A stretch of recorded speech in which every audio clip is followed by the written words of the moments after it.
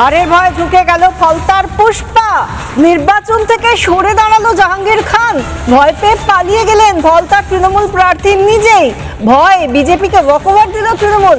আজকে নিশ্চয়ই দেখেছি জাহাঙ্গীর খান তৃণমূলের ততক্ষণ পর্যন্ত তো প্রার্থী ছিলেন ফলতার।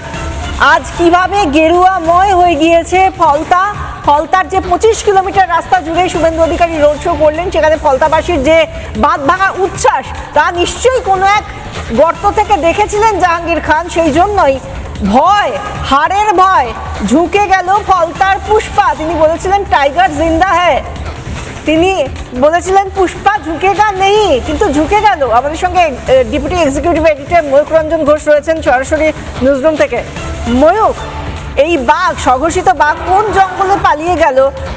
ফলতার পুষ্পা তো ঝুঁক গয়া, এ ক্যা হো গয়া ময়ূক? দেখো, বেড়াল পোষা ভালো, মেনি বেড়াল পোষা ভালো, কিন্তু মেনি বেড়ালকে তুমি যদি হঠাৎ করে 200 জন পুলিশকে আগে পেছনে দিয়ে তাকে যদি তুমি বাঘ বানিয়ে দাও, সেটা তো ঠিক নয়। ব্লকে ব্লকে এরকম একটা করে জাহাঙ্গীর খানকে পুষে রেখে দিয়েছিলেন।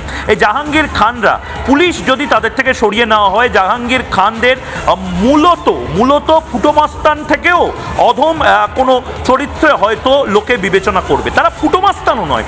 এই জাহাঙ্গীর খান, তার মস্তানিটা চলতো তার কারণ মাথার ওপরে অভিষেক বন্দ্যোপাধ্যায়ের হাত ছিল, আর অভিষেক বন্দ্যোপাধ্যায়ের মাস্তানিটা চলতো। অভিষেক বন্দ্যোপাধ্যায় সাদা জামা আর ব্লু জিন্স পরে বেশি মাতব্বরি মারতেন।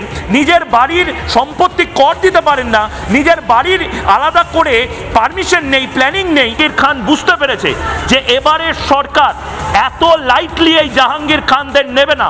জাহাঙ্গীর খানরা পাতালে চলে গেল, এই সরকার তাদের বের করবে, তাদের ফাইল ওপেন করবে, এবং তারা যা যা করেছে মগরাহাটে, ফলতায়, ডায়মন্ড হারবারে, সব কিছু ইয়াদ রাখা যায়গা।